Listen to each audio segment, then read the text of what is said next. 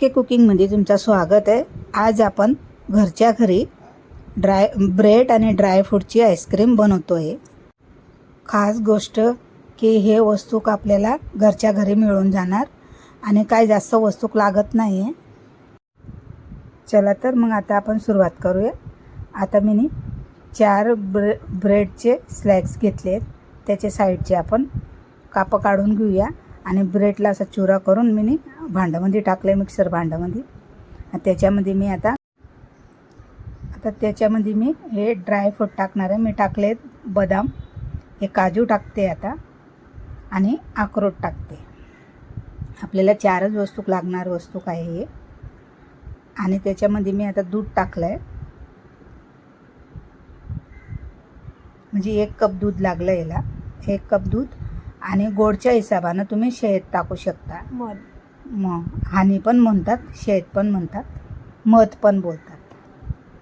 आता आपण हे मिक्सर फिरवून घेतले आणि असं आपण थोडंसं जाडसर ठेवलंय, म्हणजे जास्त जाडसर नाही, हे बघा असं घट्ट ठेवलंय।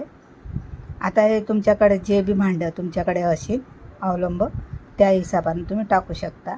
आता मी याच्यात आहे ना थोडेसे बदामचे, काजूचे असे बारीक तुकडे करून टाकले आणि थोडीशी केसर टाकते मी, खाली कलर येणार म्हणून।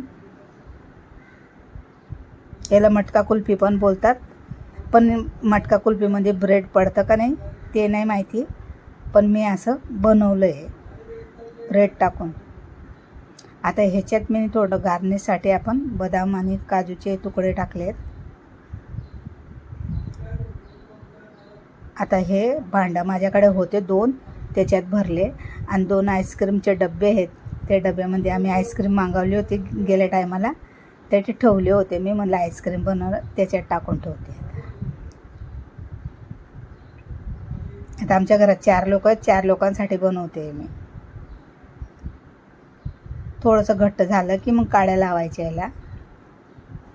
मी आता असंच बंद करून ठेवते, वाटीमध्ये दोन्ही असं बसणार म्हणून मी वाटी घेतली आहे। डब्याला झाकण लावूया।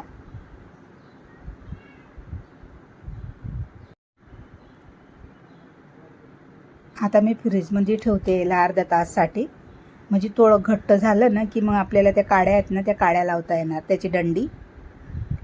अर्धा तास ठेवणार मी, त्याच्यानंतर मग मी काढून लावणार आहे ते। आता हे बघा मी रात्री लावून ठेवलेले याला, ते दाखवलं नाही मी। आणि आता आपली आईस्क्रीम रेडी झाली आहे, छान बघा। आणि तुम्हाला माझी आईस्क्रीम आवडली असेल ब्रेड आणि ड्रायफ्रूटची, तर लाईक, शेअर, सबस्क्रायबर आणि कमेंटमध्ये मला सांगा आईस्क्रीम कशी बनली आहे, असं कमेंटमध्ये सांगा मला नक्कीच। थँक्यू।